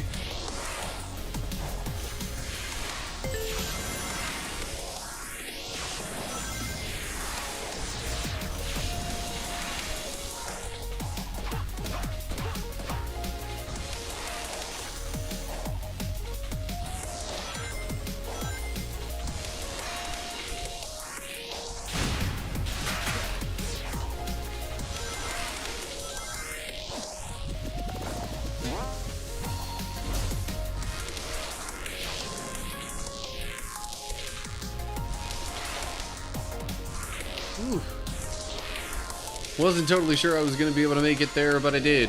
So yeah. Cool. S rank. Nice. Moving on to the next one.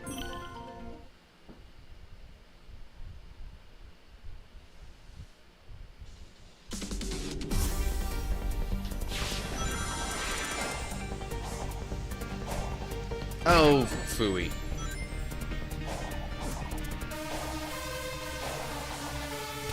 See, this to me very much resembles the Sky Sanctuary Zone from, I'm fairly certain it was Sonic 3.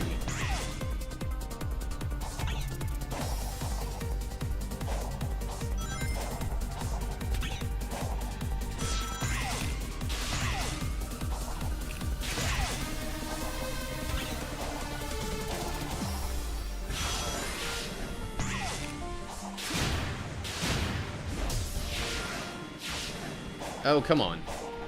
There we go. That felt like an S rank time. No? A? Really? Huh. Literally by less than a second, I just noticed.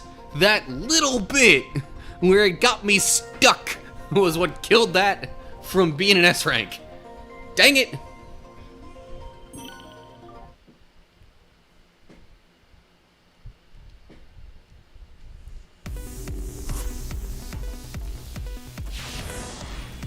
I just wound up pressing A at that moment. I didn't even mean to press A there, but hey, it worked out, I guess.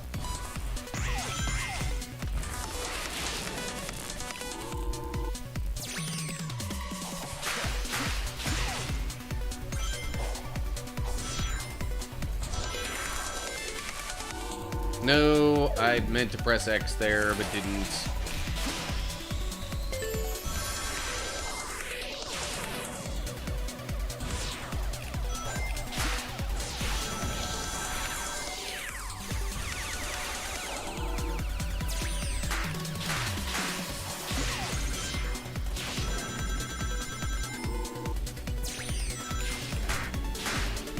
Well, that was also pretty fast.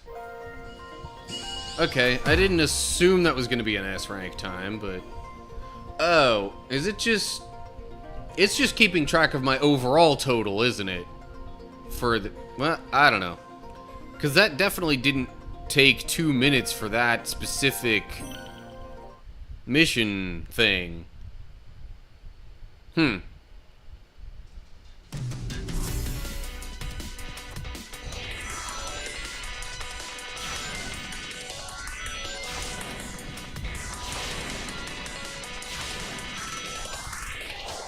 Yeah. What the, okay. Freaking really? Well, that's gonna kill any chance at this being an overall S rank, I think. Not even just this stage, but like the entire collection of levels.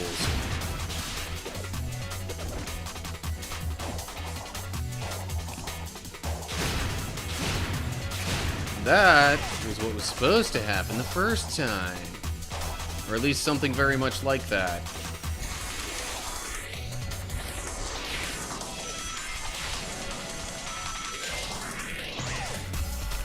Oh, geez, okay.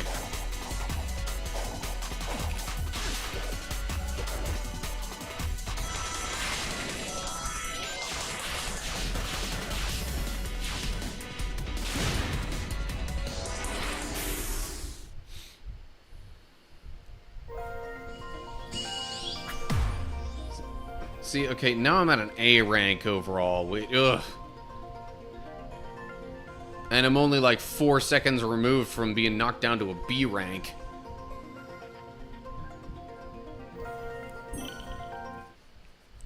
I lost a lot of time on that one because of the whole restart thing.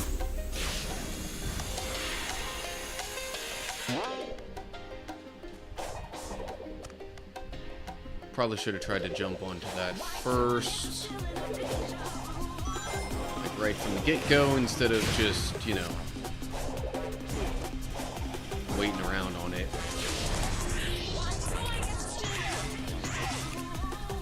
Boing. Boing.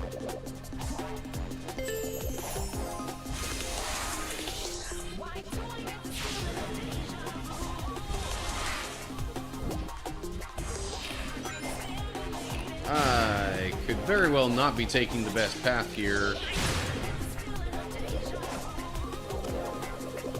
Especially if it involves a lot of this.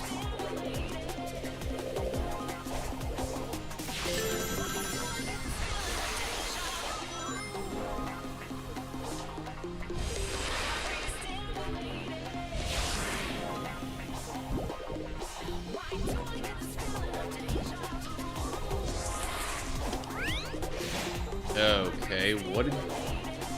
How is that helpful? Oh, hold up. End portal right there, yeah. That still probably wasn't great, though. Yep, now I'm down to a B rank overall.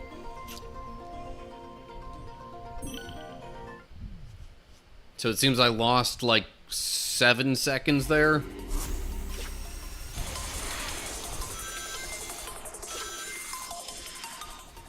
Shouldn't have done that.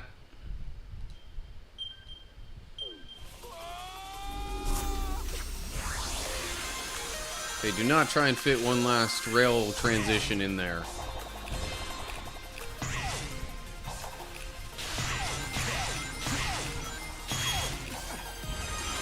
Whoa, hello.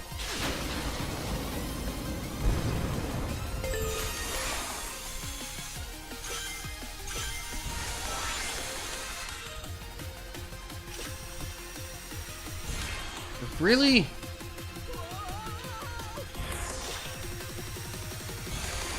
So many of these, it's just like, why do you have these spots where it's just so easy to not... So easy to fall off the edge, basically. Hello. Oh, come on. There we go. I'm like, let me do the thing.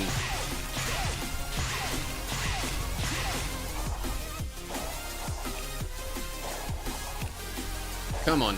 Yeah.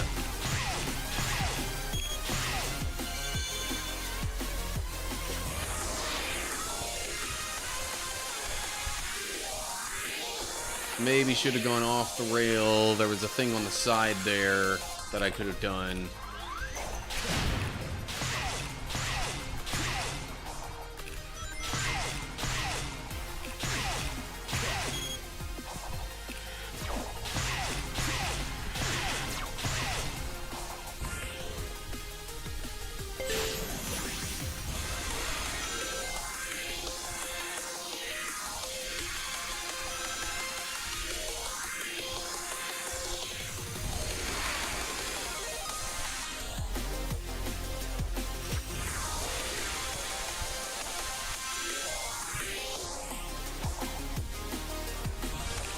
Nope. Dang it. Okay, come on now.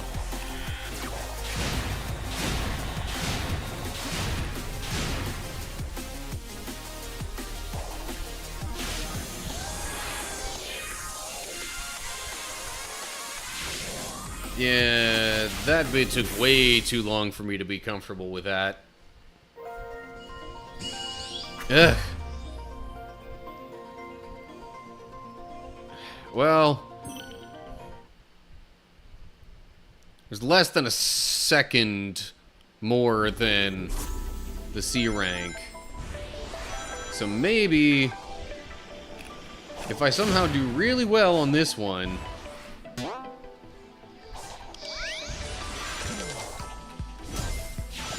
why didn't that... Okay. Yeah, I don't think I'm going to be doing really well with this one. I don't think I currently am doing really well with this one.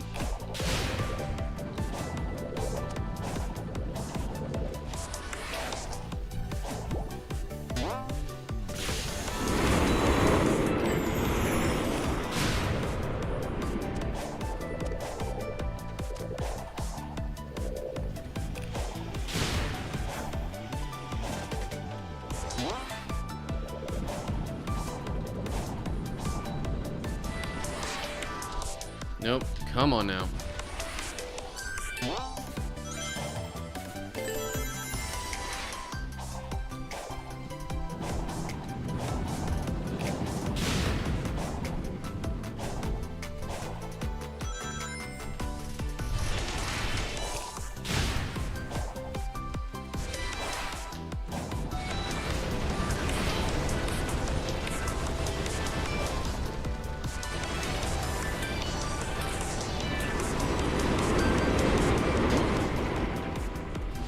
Yeah, definitely don't think I made up much time there, if any. Ah! Really? It's got me at a B rank.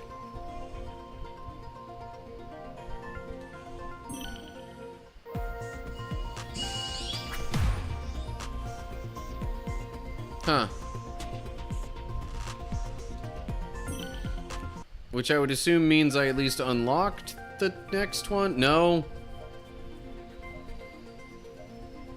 That means I really do have to get like an S rank to move on, huh? Good grief. Also, arcade mode. What even was that? I guess this is just where you can individually do each stage. Yeah. You know, in case you want to practice these stages.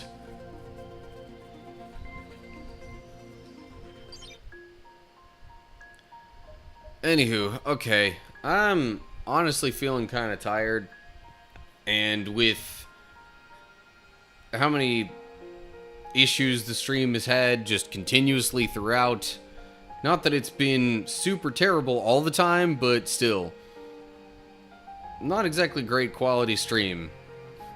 At least, not what I expect from a good quality stream. Not that it has to be the greatest quality all the time, which is why I kept... But anyway, I digress. So yeah, all that to say, I think I'm going to be wrapping things up a little bit early this evening. We kind... I mean, I got through the Bible study stuff.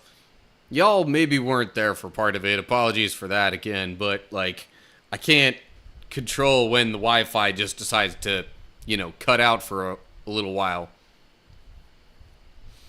Anyway. So, yeah,